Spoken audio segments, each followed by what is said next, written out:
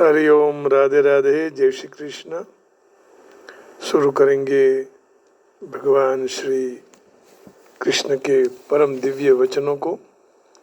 बंशीधरम तोत्रधरम नमामि मनोहरम मोहहरम च कृष्णम मालाधरम धर्मधुरम धरं च पार्थस्य धारत्यकरं च देवम् कर्तव्यदीक्षां च समत्वशिक्षां ज्ञानस्य भिक्षां शरणागतिं च ददाति गीता करुणाद्रभूता कृष्णेन गीता जगतो हिताय। श्रीमद् भगवद गीता जी अध्याय 12वां और श्लोक 3 और 4। तो पूर्व श्लोक में भगवान ने सगुण उपासकों को सर्वश्रेष्ठ योगी बताया, और इसी के लिए प्रश्न हो सकता है कि क्या निर्गुण उपासक सर्वश्रेष्ठ योगी नहीं है? दो बात हो गई ना। यदि सगुण वाले श्रेष्ठ हैं तो निर्गुण वाले श्रेष्ठ नहीं है। साकार उपासक श्रेष्ठ है तो फिर निराकार श्रेष्ठ नहीं है। तो भगवान उसका जवाब देते हैं 2 श्लोकों में, 3 और 4। ये त्वक्षरमनिर्देश्यम् अव्यक्तं पर्युपासते सर्वत्र गमचिन्त्यं च कूटस्थमचलं ध्रुवं सन्नियम्येन्द्रियग्रामं सर्वत्र समबुद्धयः ते प्राप्नुवन्ति मामेव सर्वभूतहिते रताः।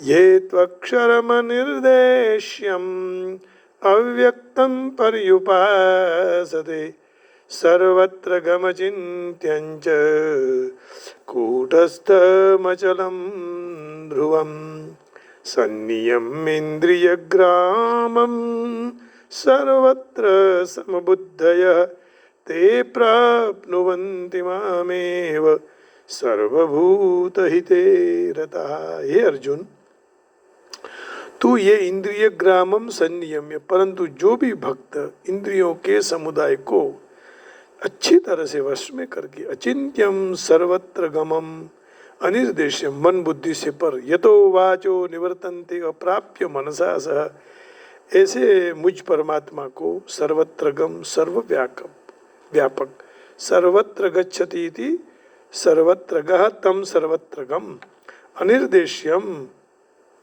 जो दिखाई नहीं देते हैं, न निर्देश्यम यदि अनिर्देश्यम, कूटस्थम निर्विकार, ध्रुवम नित्यम, अचलम अचल, अक्षरम अक्षर, जो क्षर नहीं होते हैं, ऐसे अव्यक्तम निराकार की पर्युपासते, तत्परता से उपासना करते हैं।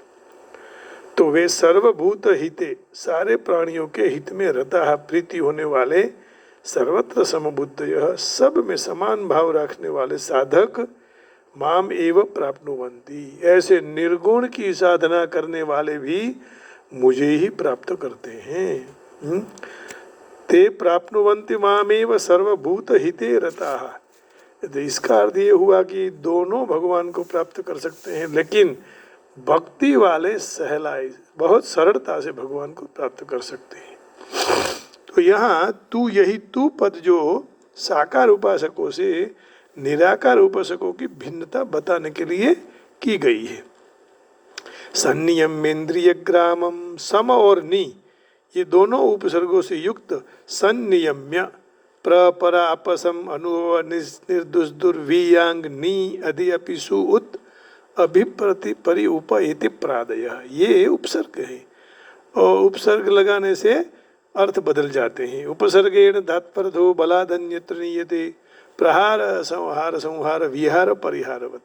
तो यह संनियम्य पद देकर भगवान ने ये दिखाया कि सारी इंद्रियों को सम्यक तरह से पूर्ण परित से बस में होकर, इसलिए जो कोई भी अन्य विषय में न जाए इंद्रियां, तो इंद्रियां ठीक तरह से पूर्ण में वश न होने से निर्गुण तत्व की उपासना में कठिनता आती है।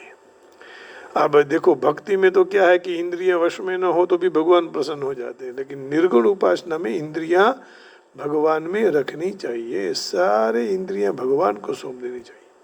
तो सगुण उपासना में तो ध्यान का विषय सगुण भगवान होने से इंद्रिय भगवान में लग जाती है।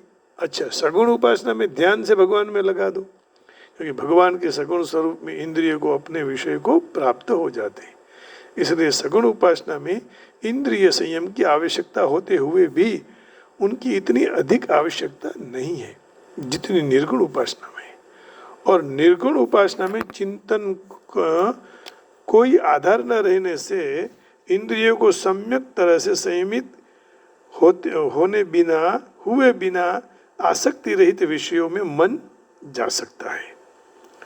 तो इसलिए यहाँ दो बात बता दी कि सगुण उपासना में सरलता है और निर्गुण उपासना में कठिनता है। ये बात समझ में आ गई। इसलिए सगुण की ओर जाना चाहिए, निर्गुण की जाना नहीं चाहिए, ऐसा कहना भी यहाँ नहीं है, लेकिन उसमें कठिनाई हो जाती है। और विषयों का चिंतन होने से क्या होता है, फिर पतन अधिक संभावना हो जाती है। दूसरे अध्याय के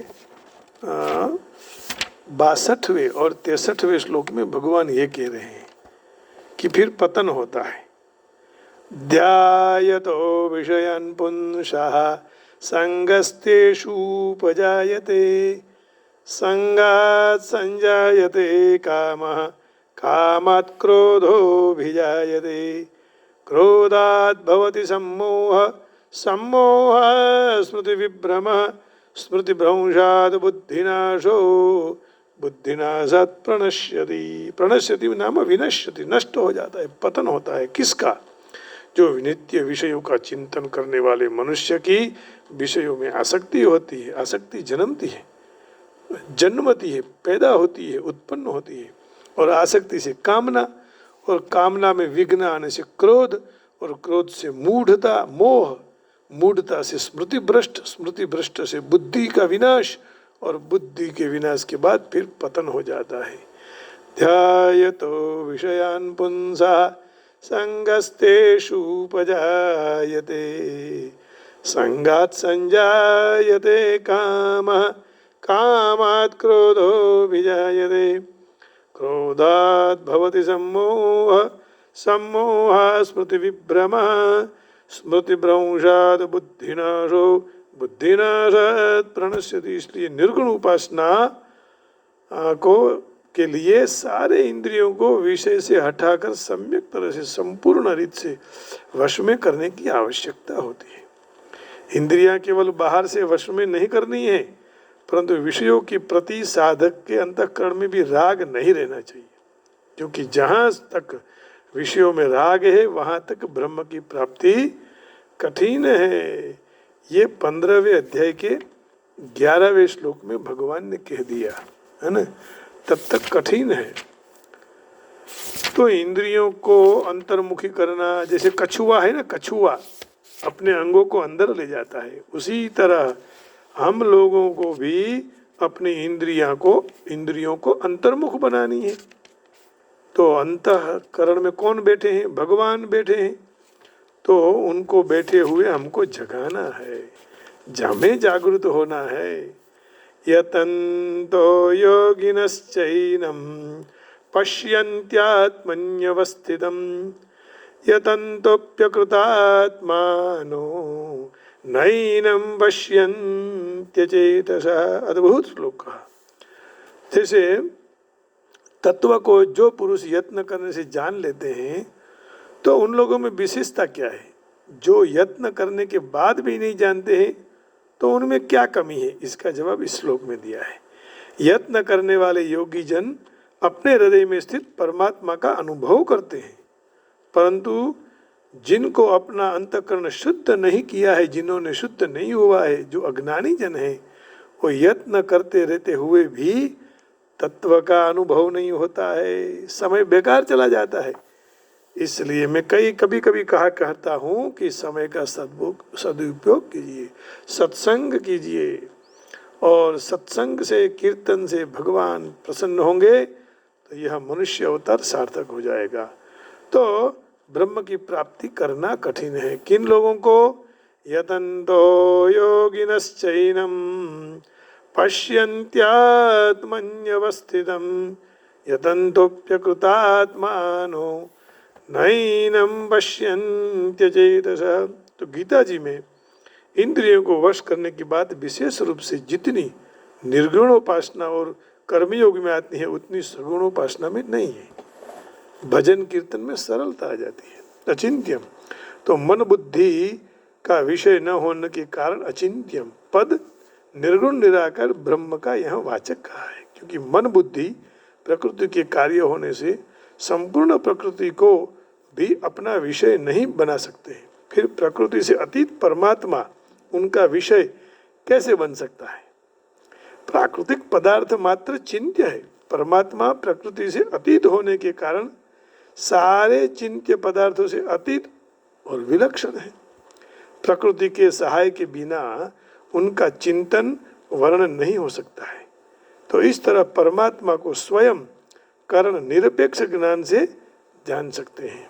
तो प्रकृति के कार्य मन बुद्धि आदि कर्ण सापेक्ष मन बुद्धि आदि उससे नहीं है। सर्वत्रगम, सर्व स्थल काल वस्तु और व्यक्तियों में परिपूर्ण होने से ब्रह्म सर्वत्रगम है। सर्वव्यापी होने के कारण वह सीमित मन बुद्धि और इंद्रियों से ग्रहण नहीं हो सकता है। तो इसलिए तो इंद्रियां भगवान को देना है और फिर मन लगा के भगवान को प्राप्त करने के लिए प्रयत्न करना है। अनिर्देश्यम, हाँ, जिसको इदंता से नहीं बता सकते हैं, जैसे भाषा वाणी इसका विषय नहीं है। शब्द केवल परमात्मा की ओर नहीं ले जा सकते हैं। शब्द से भाव उत्पन्न होता है, भाव का आविर्भाव हो सकता है। तो निर्देश संकेत उनके लिए ही कह सकते हैं जो जाति से अलग हो, गुण से, क्रिया से और संबंध से युक्त हो और स्थल काल वस्तु आदि व्यक्ति से परिचिन्न हो, परंतु जो चिन्मय तत्व सर्वत्र परिपूर्ण है उसका संकेत जड़ भाषा से और वाणी से कैसे हो सकता है? यतो वाचो निवर्तन्ते अप्राप्य मनसा स, जैसे मैंने आगे कहा कूटस्थम। तो पद निर्विकार और सदा एक रस रहने वाले सच्चिदानंद घन ब्रह्म का यह वाचक है। सारे स्थल पर काल वस्तु व्यक्ति आदि में रहते हुए भी वह तत्व सदा निर्विकार और निर्लिप्त है। काल में भी है, वस्तु में है, व्यक्ति में है, स्थल में है, लेकिन निर्लिप्त है, जल कमलवत। इसलिए उसको किंचित मात्र भी कोई परिवर्तन नहीं हो सकता है। तो कूटस्थ है। कूटस्थ एरण में जात जात के अलग भिन्न भिन्न प्रकार के अलंकार, वस्त्र, औजार आदि पदार्थ घड़े जाते हैं। वो एरण केवाय ने, एरण घड़वानु आवे, घड़ने के लिए कोई भी दागीना अलंकार ऑर्नामेंट्स बनाना है तो सोनार सोनी क्या करता है, उसके ऊपर मारता है। तो परंतु ते जेम छे जैसे है वैसे ही रहता है, एरण में कोई परिवर्तन नहीं है। उसी तरह संसार के भिन्न भिन्न प्राणी पदार्थों की उत्पत्ति स्थिति विनाश होते हुए भी परमात्मा जैसे हैं वैसे ही रहते हैं। परमात्मा में कोई परिवर्तन नहीं है। प्रकृति में परिवर्तन आता है, परमात्मा अभिन्न है, परिवर्तन रहित है, अचलम। तो ऐसे पद आने जाने की क्रिया से सर्वथा रहित ब्रह्म का वाचक है। प्रकृति चल है और ब्रह्म है वो अचल है। ध्रुवम, जिसकी सत्ता निश्चित सत्य और नित्य है उसको ध्रुव कहते हैं। सच्चिदानंद घन ब्रह्म सत्ता के रूप में सर्वत्र विद्यमान होने से ध्रुव कहा जाता है। तो निर्गुण ब्रह्म के आठों आठ विशेषणों में से सबसे महत्व विशेषण ध्रुवम है। ब्रह्म के लिए अनिर्देश्यम, अनित्यम, अचिंत्यम, निषेधात्मक विशेषण देने से कोई ऐसा न समझ ले कि वह नहीं है। इसलिए यहाँ ध्रुवम विशेषण देकर तत्व की निश्चित सत्ता बताई गई है। तत्व कभी भी कहीं भी किंचित मात्र का उसका अभाव नहीं होता है और उनकी सत्ता से असत संसार से सत्ता मिल जाती है। जासु सत्यता ते जड़ माया भास सत्यैव मोह सहाया। श्री राम जय राम जय जय राम, श्री राम जय जय राम। जासु सत्यता ते जड माया, भास सत्य इव मोह सहाया। श्री राम जय जय राम। श्री राम जय जय राम। जासु सत्यता ते जड माया, भास सत्य इव मोह सहाया। जासु सत्यता ते जड माया, भास सत्य इव मोह सहाया। माने उसकी सत्ता का असत संसार, असत से असत को सत्ता मिल रही है? तो जासु सत्यता ते जड़ माया। Today I listen to one saint, परम पूज्य श्री विदितात्मानंद जी. He said, Brahma is taking by the Maya Ishvara Rupam. Means Brahma is everything. Ishvara is the part of the Brahma. और he is the creator, he is creation बोलते हैं, creator है. और he is only one. He is maker, he is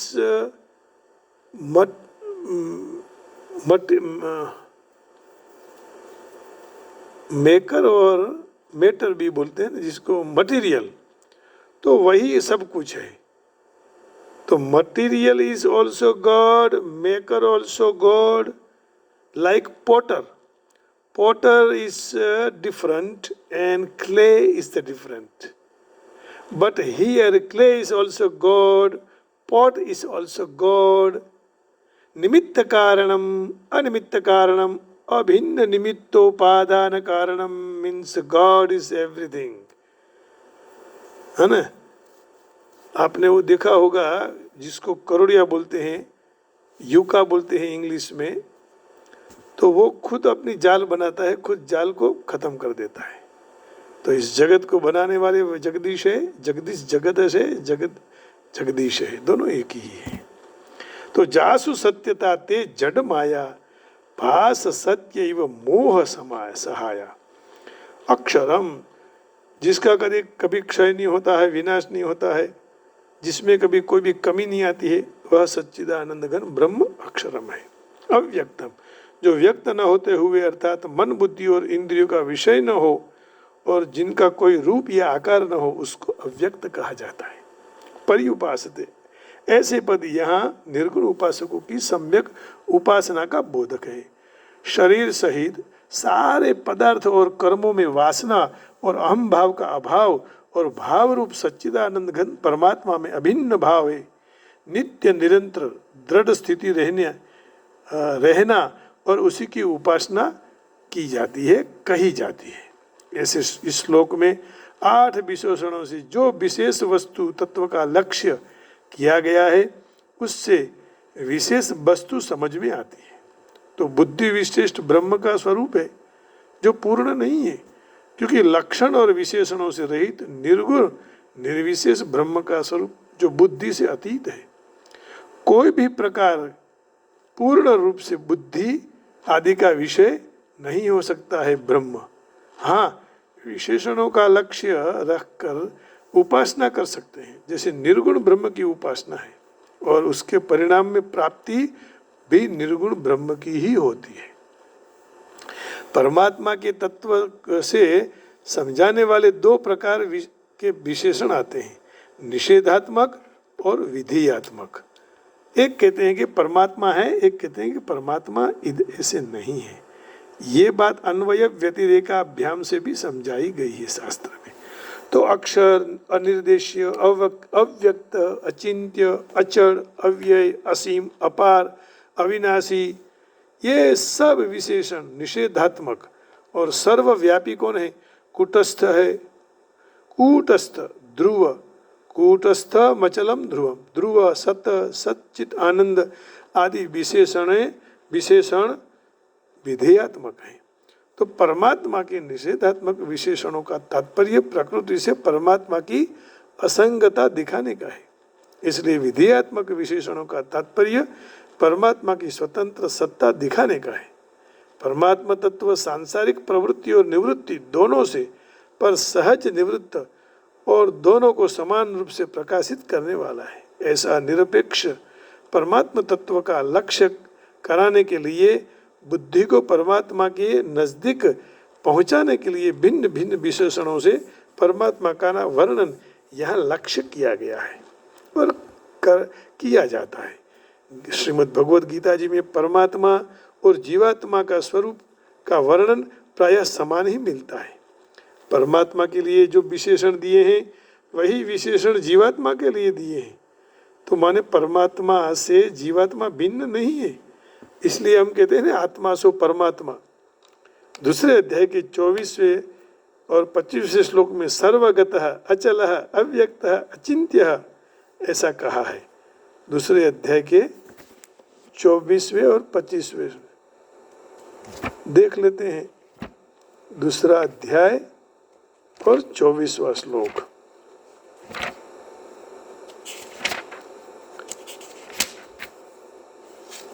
माने बहुत पुण्य किया हो तब ये गीता जी का अध्ययन कर सकते हैं।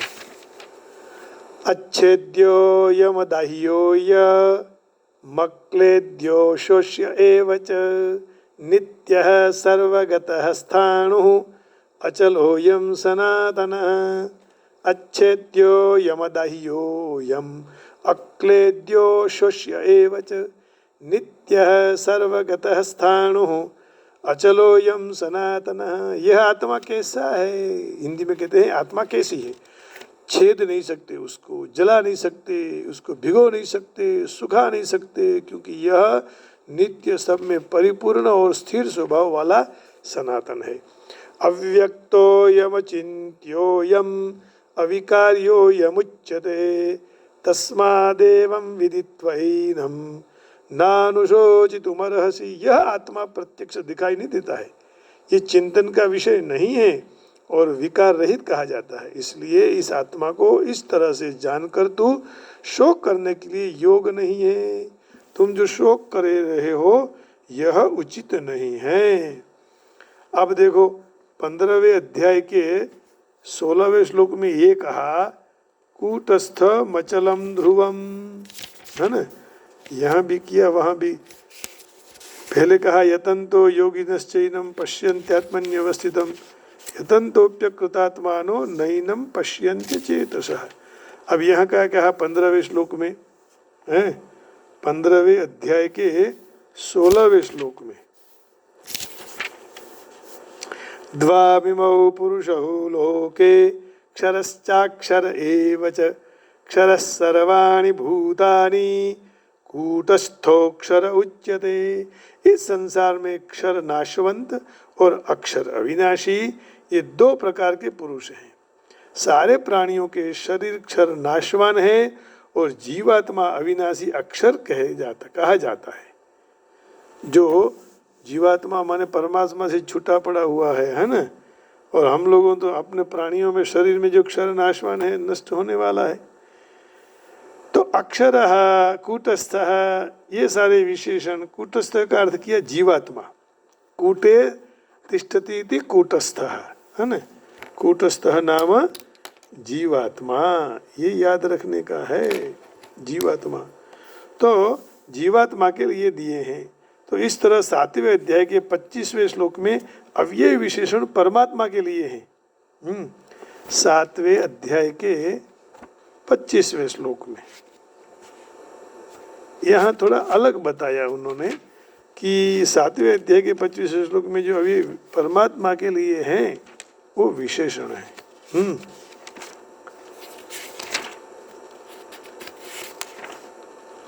नाहं प्रकाशः सर्वस्य योगमाया समावृतः मूढ़ोऽयं नाभिजानाति लोको मामजमव्ययम्। यह जो अज्ञानी जन समुदाय मुझ अजन्मा और अविनाशी को ठीक तरह नहीं जानते हैं, नहीं मानते हैं, और सबके सामने अपनी योग माया के द्वारा ढका हुआ मैं उनके सामने प्रकट नहीं होता हूँ। अब भगवान इस नवरात्रि भी चल रही है और राम जन्म भी होगा। भय प्रगट कृपाला दीन दयाला कौशल्या हितकारी, तो इसको भी मनाएंगे, इसका आनंद भी लेंगे। तो यह अव्ययम विशेषण परमात्मा के लिए है। नाहम प्रकाश सर्वस्य योगमाया समावृतः मूढ़ोयम नाभिजानाति लोको माम अजव्यव्ययम। अव्ययम मुझ अविनाशी को ठीक तरह से जान नहीं लेता है। और 14वें अध्याय के 5वें श्लोक में भी ये कहा है। 14वां अध्याय के 5वें श्लोक में भी भगवान ये कह रहे हैं,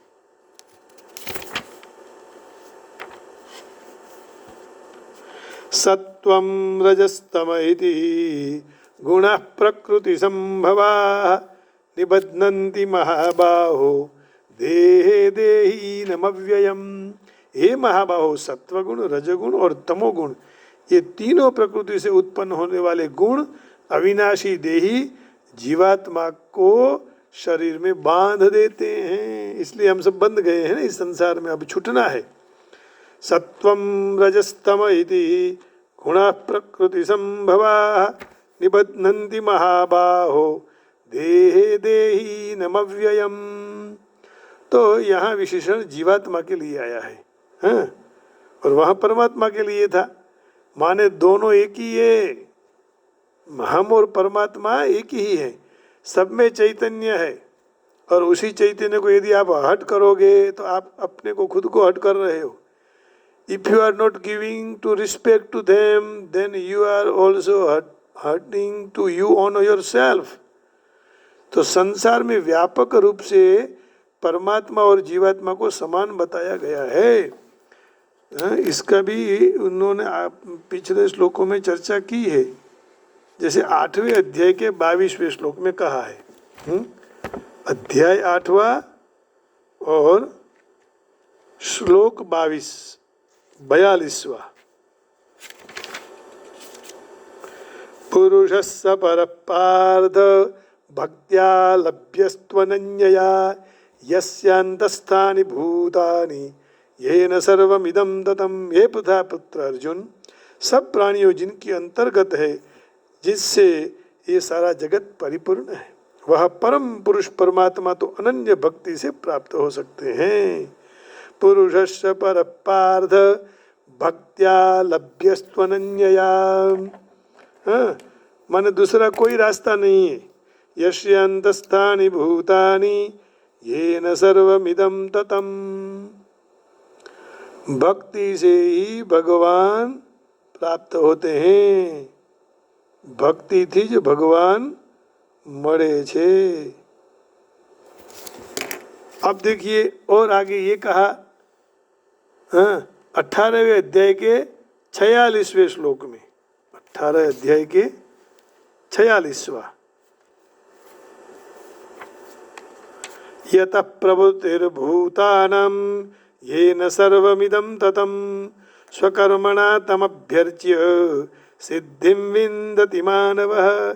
जो परमेश्वर से सारे प्राणियों की उत्पत्ति होती है, जिनसे ये सारा जगत व्याप्त है, ऐसे परमेश्वर की अपने स्वाभाविक कर्मों के द्वारा पूजा करके मनुष्य मात्र परम सिद्धि को प्राप्त होता है।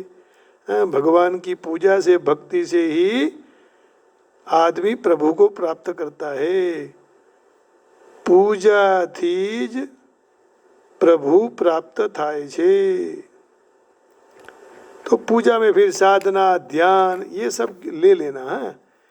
तो पदों से 9वें अध्याय के 4थे श्लोक में, अब देखिए 9वें अध्याय के 4थे श्लोक में भगवान ये कह रहे हैं, 4th श्लोक में, अध्याय 9वां, मया ततमिदं सर्वं जगदव्यक्तमूर्तिना मत्स्थानि सर्वभूतानि न चाहं तेष्वस्थितः। ये सारा जगत मुझ में निराकार परमात्मा से परिपूर्ण है। संपूर्ण प्राणी मुझ में स्थित है, परंतु मैं उन प्राणियों में स्थित नहीं हूँ। न चाहं तेष्वस्थितः, निर्लेप है ना, इसलिए मुझे भी शंका हुई थी कि एक एक तरफ ऐसे कह रहे हैं कि मैं सर्वत्र व्याप्त हूँ, सर्वत्र गम चिंत्यंच कूटस्थमचलन ध्रुवम, और एक तरफ कह रहे हैं कि मैं व्याप्त नहीं हूँ।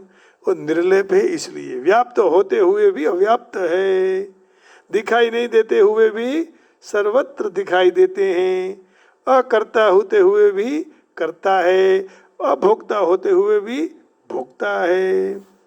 तो मया ततमिदं पद से परमात्मा को सारे जगत में व्याप्त बताए गए। इस तरह दूसरे अध्याय के 17वें श्लोक में भी कहा, दूसरा अध्याय और 17वां श्लोक, अविनाशी तो तद्विद्धि येन सर्वमिदं ततं विनाशमव्ययस्यास्य न कश्चित कर्तुमर्हति। नाश रहित तो उसको जान जिनसे ये सारे सकल जगत दृश्य वर्ग व्याप्त है। यह अविनाशी तो विनाश कोई कर नहीं सकता, इसका अविनाशी का विनाश ही नहीं होता है। तो ये न सर्वमिदं ततम पदों से जीवात्मा को भी सारे जगत में व्याप्त बताया गया है। तो ये जीवात्मा माने हम सब लोग, क्योंकि हमारे में भी चैतन्य वही है। तो उसी तरह नेत्रों की दृष्टि जब आपस में टकराती है अथवा व्यापक होते हुए भी शब्द परस्पर नहीं टकराते हैं, व्यापक होते हुए भी शब्द नहीं टकराते हैं, क्योंकि द्वैत मत के अनुसार सारे जगत में समान रूप से व्याप्त होने से भी निरवयव होने से परमात्मा और जीवात्मा की सर्वव्यापकता आपस में टकराती नहीं है। ये भी बहुत बात है, क्योंकि जीविते नेत्रों दृष्टि आपस में नहीं टकराती है ने। एक बीजी आँख होय तो ये क्या टकराई जी। तो ये प्रमाणे यहाँ द्वैत अनुसार सकल जगत में समान रूप से व्याप्त होते हुए भी निरवयव होने से परमात्मा और उनकी जीवात्मा की सर्वव्यापकता आपस में टकराती नहीं है। बस यहीं विराम देते हैं, समय हो चुका है। कल इसकी और आगे चर्चा करेंगे। बहुत बहुत आनंददायक 12वां अध्याय है। बस इसी का ही चिंतन होता रहे, इसी का ही कीर्तन होता रहे, आनंद मिलता रहे। राधे गोविंद भजो राधे गोविंद, राधे गोविंद भजो राधे गोविंद, गोविंद गोविंद गोपाल गोपाल गोविंद गोविंद गोविंद गोविंद गोविंद गोपाल गोविंद गोविंद गोपाल। आप सबके हृदय में बैठे हुए गोविंद जी को, गोपाल को प्रणाम करके वाणी को विराम देता हूँ। जय श्री कृष्ण, राधे राधे, जय वेंकटेशा, ओम नमः शिवाय। जय बरसाने वाली राधा जी की जय, बांके बिहारी लाल की जय। ओम नमः शिवाय, जय योगेश्वर, ओम नमो नारायणाय, जय गिरनारी। राधे राधे।